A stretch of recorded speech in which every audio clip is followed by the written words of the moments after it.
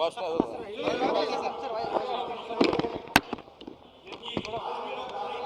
Sir cabinet ಇದೆ sir ಇದು ಕೂಡ ಬಲಗೈ ಎಡಗೈ ಚರ್ಚೆ ಮಾಡ್ತೀವಿ ಇವತ್ತು.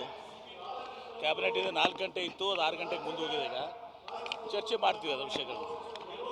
ಸ್ವಾಮೀಜಿ ಒಬ್ರು ತಮ್ಮ ಬಳಿ ಬಂದಿದ್ರು, ಒಬ್ಬ ಮಠದ ಪ್ರಮುಖ ಸ್ವಾಮೀಜಿ ಒಬ್ರು ತಮ್ಮ ಬಳಿ ಬಂದಿದ್ರು. ಮಹಿಳೆ ಎಲ್ಲ ಏನು ಹನಿ ಟ್ರ್ಯಾಪ್ ಆಗಿದೆ ಸ್ವಾಮೀಜಿ ಸರ್ ಒಬ್ರು ಲಿಂಗಾಯತ ಮಠದ ಸ್ವಾಮೀಜಿ ಅವರು ತಮ್ಮನ್ನು ಅಪ್ರೋಚ್ ಆಗಿದ್ರಂತೆ ಸರ್. ನನಗೆ ಯಾರು ಆಗಿಲ್ಲ, ನನಗೆ ಗೊತ್ತಿಲ್ಲ ವಿಚಾರ. ನನಗೆ ಯಾರು ಅಪ್ರೋಚ್ ಆಗಿಲ್ಲ ಆಗಿಲ್ಲ ಅಂತ ಹೇಳ್ತಾರೆ. ನನಗೆ ಅಪ್ರೋಚ್ ಆಗಿಲ್ಲ ಅಂತ ಹೇಳ್ತೇನೆ.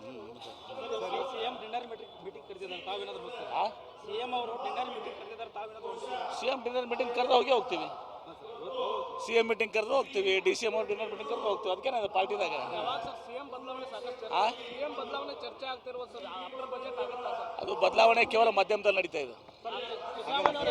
ಕೆಪಿಎಸ್ಸಿ ಆರೋಪ ಕೇಳಿ ಬಂದಿದೆ, ಕೆಪಿಎಸ್ಸಿ ಎಕ್ಸಾಮ್ ಏನು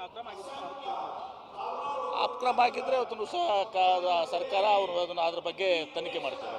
ಸರ್ ಸಿದ್ದರಾಮಯ್ಯನವರೇ ಮುಂದುವರ್ತಾರೆ ಸರ್ 5 ವರ್ಷ ಸಿದ್ದರಾಮಯ್ಯನವರೇ 5 ವರ್ಷ ಮುಂದುವರ್ತಾರೆ ಸರ್. ನೋಡಿ, ನಮ್ಮ ಪಕ್ಷದಲ್ಲಿ ಸಿದ್ದರಾಮಯ್ಯನವರು ಒಂದು ಮಾತು ಹೇಳಿದ್ದಾರೆ, DK ಶಿವಕುಮಾರ್ ಒಂದು ಮಾತು ಹೇಳಿದ್ದಾರೆ.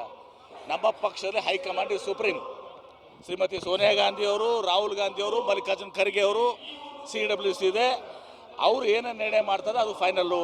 ಅವ್ರು ನಿರ್ಣಯ ಮಾಡೋದು ನಾನು ಒಪ್ತೀನಿ ಅಂತೇಳಿ ಮುಖ್ಯಮಂತ್ರಿಗಳು ಉಪಮುಖ್ಯಮಂತ್ರಿಗಳು ಹೇಳಿದ ಮೇಲೆ ನಿಮಗೇನು ಪ್ರಾಬ್ಲಮ್ ಇದೆ?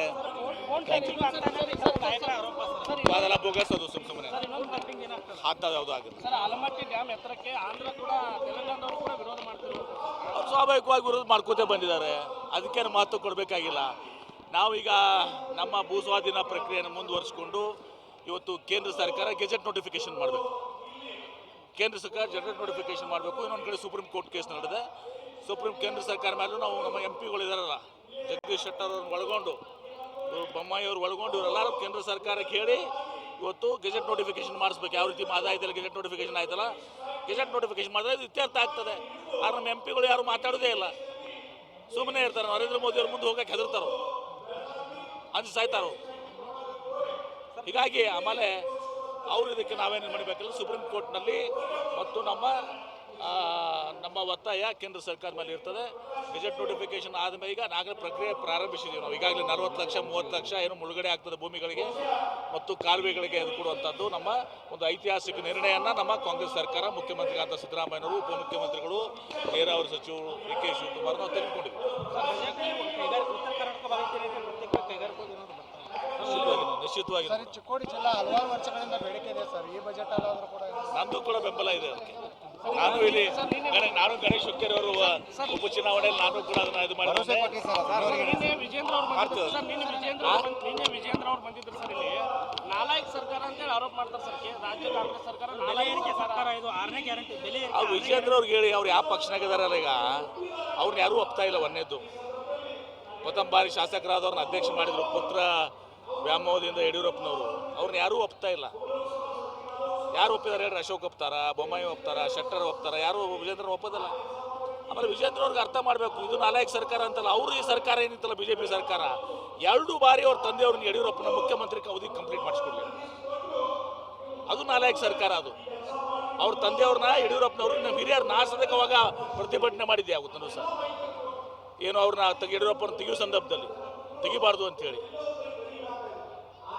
ಇವ್ರ ತಂದೆಯವ್ರನ್ನ 2 ಬಾರಿ ಮುಖ್ಯಮಂತ್ರಿ ಮಾಡಕ್ಕೆ ಬಿಟ್ರೆ ಅವರು 2 ಬಾರಿ ತೆಗೆದಾಕಿದ್ರು ಅವ್ರನ್ನ. ಗೊತ್ತಿಲ್ವಾ ಇದು? ಅದನ್ನ ನೋಡ್ಕೊ ಅಂತ ಹೇಳಿ.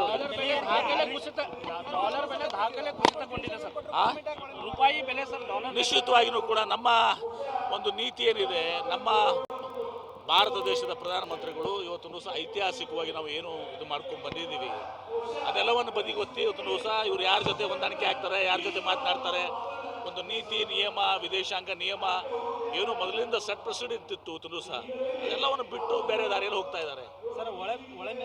ಅವ್ರಿಗೆ ಅದು ಆ ಡಿಪ್ಲೊಮಸಿ ಇದನ್ನು ಅರ್ಥ ಆಗ್ತಾ ಇಲ್ಲ. ಇವತ್ತು ಸಹ ಏನಾಯ್ತು, ಈಗ ಇರಾನ್ದಿಂದ ಹೋಗುವಂಥ ಒಂದು ಶಿಪ್ ಇವತ್ತು ಸಹ ಆಯಿಲ್ ಶಿಪ್, ಅದನ್ನು ಇದು ಮಾಡಿಸಿದ್ರು. ಅವ್ರಿಗೇನು ಕೂಡ ಇದು ಇಲ್ಲ. ಯಾವುದೋ ಒಬ್ಬ ಟ್ರಂಪ್ ಇವತ್ತು ಸಹ ಬಂದು ಒಬ್ಬ ದೇಶದ ಒಬ್ಬ ಪ್ರಧಾನಮಂತ್ರಿನ ಎತ್ಕೊಂಡು ಹೋಗ್ತಾರೆ, ಇನ್ನೊಬ್ಬರನ್ನ ಹತ್ಯೆಗೆ ಇರ್ತಾರೆ. ಇದು ಸರಿಯಾದದ್ದಲ್ಲ. ಇದು ನಾಳೆ ಇದನ್ನೇ ಭಾರತೀಯರು ಮಾಡ್ಬೋದಲ್ಲ ಅವರು. ಇವತ್ತು ಯಾವುದೋ ದೇಶದ ಪ್ರಧಾನಮಂತ್ರಿ ಎತ್ಕೊಂಡು ಹೋಗಿದ್ದಾರೆ, ಯಾವುದೋ ದೇಶದ ಪ್ರಧಾನ ಹತ್ಯೆ ಮಾಡ್ತಾರೆ. ನಾಳೆ ನಮ್ಮ ರಾಷ್ಟ್ರಕ್ಕೆ ಇದನ್ನು ಮಾಡಿದರೆ ನಾವು ಸುಮ್ಮನೆ ಇರ್ತೀವ?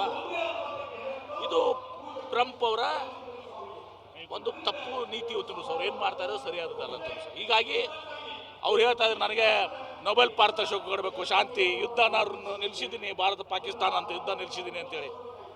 ಒಂದು ಕಡೆ ಯುದ್ಧ ನಿಲ್ಲಿಸಿದ್ದೀನಿ, ನೊಬೆಲ್ ಪಾರಿತೋಷಿಕ ಕೊಡಬೇಕಂತ ಎಲ್ಲರಿಗೂ ಕೂಡ ಯಾರಿಗೋ ಸಿಕ್ಕಿದ್ರು ಸರ್ ಕಸ್ಕೊಂಡ್ರಲ್ಲ ಯಾವುದೋ ಪಾಪ ಹೆಣ್ಮಗಳಿಗೆ ಸಿಕ್ಕಿದ್ದನ ನನಗೆ ಕೊಡಕ್ಕೆ ಬರೋದಿಲ್ಲ ಅದನ್ನ.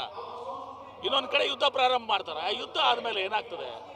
ಈಗ ನಿರಪರಾಧಿಗಳು ತಂದು ಸರ್, ಅಲ್ಲಿ ಇರಾನ್ದಲ್ಲಿ 165 ಮಕ್ಕಳು ಸತ್ತರು, ಶಿಕ್ಷಕರು ಸತ್ತರು. ಇದರಲ್ಲಿ ಕೇವಲ ಯುದ್ಧದಲ್ಲಿ ಆ ಯುದ್ಧದ ಇದರಲ್ಲಿ ಹಾನಿ ಆಗೋದಿಲ್ಲ, ನಿರಪರಾಧಿಗಳಿಗೂ ಕೂಡ ಜನಸಾಮಾನ್ಯರಿಗೂ ಹಾನಿ ಆಗ್ತದೆ ತುಂಬ ಸರ್, ಯಾವುದೇ ದೇಶ ಇರಲಿ. ಈಗ ಅದನ್ನೆಲ್ಲರೂ ಕೂಡ ಅವರು ಈ ಕಡೆ ಎಲ್ಲ ಕಡೆ ಈ ಕೊಲ್ಲಿ ರಾಷ್ಟ್ರಗಳ ಮೇಲೆ ದಾಳಿ ಮಾಡ್ತಾ ಇದ್ದಾರೆ ಇರಾನ್. ಇದರಿಂದ ಸ್ವಾಭಾವಿಕವಾಗಿ ನಮ್ಮ ಆಯಿಲ್ ರೇಟ್ಸು, ತೈಲ ಬೆಲೆ ಗಗನಕ್ಕೆ ಇರ್ತದೆ. ಮೊದಲೇ ಮಾತು ನಮ್ಮ ನರೇಂದ್ರ ಮೋದಿ ಅವ್ರ ಕಾಲದಲ್ಲಿ ನಮ್ಮ UPA ಸರ್ಕಾರದಾಗ ಪೆಟ್ರೋಲ್ 65 ರೂಪಾಯಿ ಇತ್ತು, ಈಗ 100 ರೂಪಾಯಿ ಆಗ್ಯದ. ಡೀಸೆಲ್ 58 ರೂಪಾಯಿ ಇತ್ತು, ಈಗ 98 ರೂಪಾಯಿ ಆಗ್ಯದ. ಗ್ಯಾಸ್ ಸಿಲಿಂಡರ್ 450 ರೂಪಾಯಿ ಇತ್ತು, ಈಗ 1000 ಆಗಿದೆ. ಇನ್ನೂ ಅಷ್ಟು ಹೆಚ್ಚಿಗೆ ಆಗ್ತದೆ. ರಾಜ್ಯದ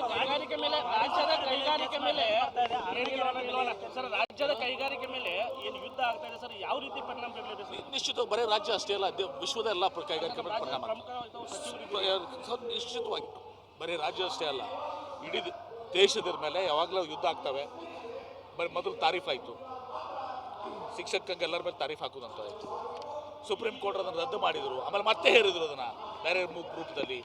ಈ ಯುದ್ಧ ಆಗೋದ್ರಿಂದ ಕೇವಲ ಭಾರತ ದೇಶ ಅಷ್ಟೇ ಅಲ್ಲ, ಜಾಗತಿಕ ಏನು ಉದ್ಯಮ ಮೇಲೆ, ವ್ಯಾಪಾರ ಮೇಲೆ ಒಂದು ಸಹ ಇದು ಆಗ್ತದೆ. ನಾನು ನಿರಂತರವಾಗಿ ಮಾಡ್ತಾ ಇರ್ತೇನೆ. ನಂದು ಒಂದು ದಿವಸದಲ್ಲ, ನಾನು ಯಾವಾಗಲೂ ಕೂಡ ನಾನು ಪ್ರತಿ ದಿವಸ ನಮ್ಮ